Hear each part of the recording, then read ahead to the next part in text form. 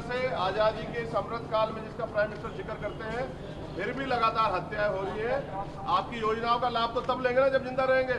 जब जिंदा ही रहेंगे तो क्या करेंगे?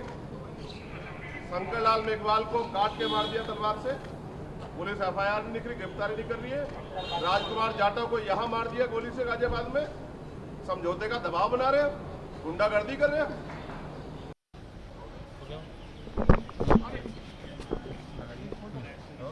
चंद्रशेखर जी, ये जो तख्ती है कानून व्यवस्था पर एक तरह से सवाल हम पार्लियामेंट में क्या करेंगे?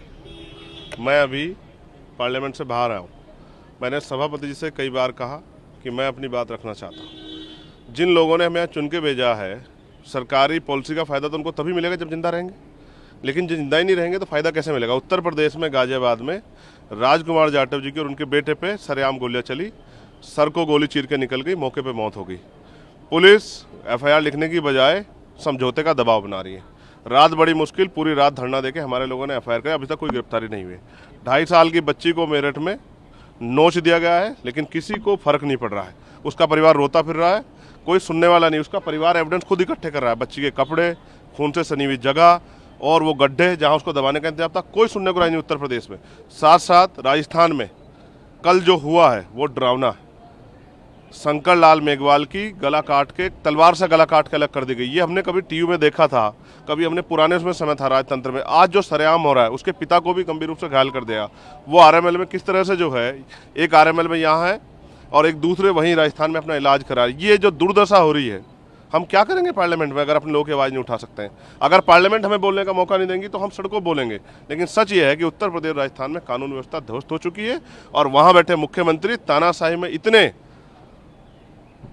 खोए हुए हैं कि उनको जनता का दुख दर्द नहीं दिख रहा है। क्या कहें, किससे कहें? कोई सुनने वाला नहीं है पार्लियामेंट में, कोई सुनने को राजी नहीं। क्या करेंगे पार्लियामेंट में?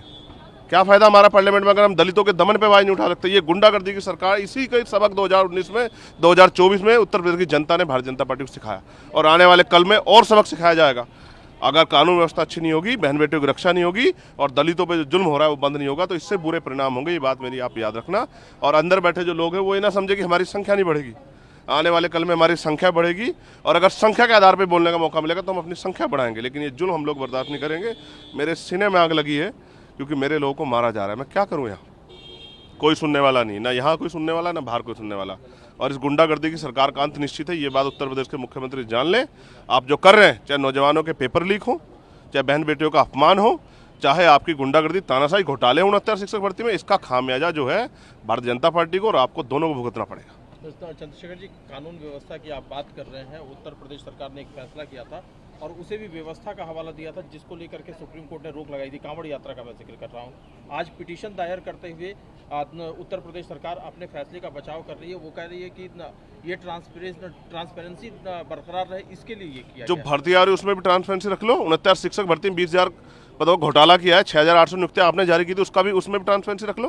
कहाँ का ट्रांसपेरेंसी रखोगे? ट्रांसपेरेंसी सिर्फ जो है दलितों, पिछड़ों, मुसलमानों बांटने में नजर आती है, उसके अलावा नजर आती है। मैं फिर आपसे कह रहा हूँ, अगर सुप्रीम कोर्ट नहीं होता तो शायद उत्तर प्रदेश सरकार कभी ये मान पाती कि उन्होंने जो फैसला किया था, उन्होंने जो ऑर्डर पास किया था वो गलत था। ये मैं कह रहा हूँ, इसको ये निहायत सड़े हुए गुंडई के फैसले, इनका जो है इंतजाम उत्तर प्रदेश की जनता करने जा रही है। और आप देखना उपचुनाव में भी सूर समेत सबक जो है भारतीय जनता पार्टी को जनता सिखाएगी।